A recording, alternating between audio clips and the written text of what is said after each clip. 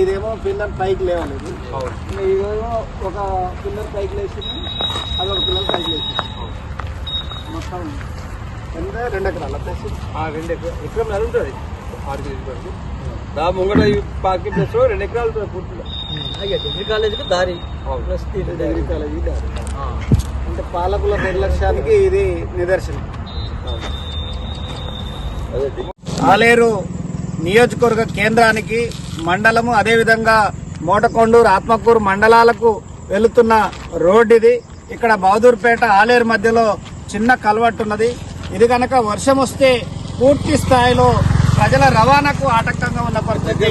ఇవాళ ఒక గ్రామం నుంచి ఒక గ్రామానికి పోకుండా మారే ప్రమాదం ఉన్నది. ఇప్పటికీ అనేక సందర్భాల్లో వరదలు వచ్చినప్పుడు ఈ గ్రామాల ప్రజలందరూ కూడా ఇబ్బంది పడ్డ పరిస్థితి ఉన్నది.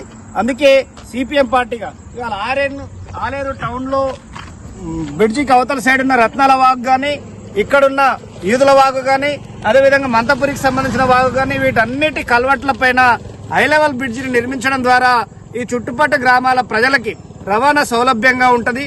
ఎట్లాంటి ప్రాణ నష్టం కూడా జరగదు, రవాణాకు ఆటంకం జరగదు. ఇట్లాంటి సందర్భంగానే ప్రభుత్వం ఆలోచన చేయాలి. తీరా వర్షం వచ్చి ప్రజలు ఇబ్బందులు పడుతున్నప్పుడు హడావుడి చేయడం కాదు. ఇప్పుడు అవకాశం ఉన్నది. ఇప్పుడు నూతనంగా ఎన్నికైన ఎమ్మెల్యే గారు చొరవ తీసుకొని ఇక్కడ హై లెవెల్ బ్రిడ్జిల నిర్మాణం చేపట్టడంలో బాధ్యత తీసుకోవాలని కూడా సిపిఎం పార్టీగా డిమాండ్ చేస్తా ఉన్నాం.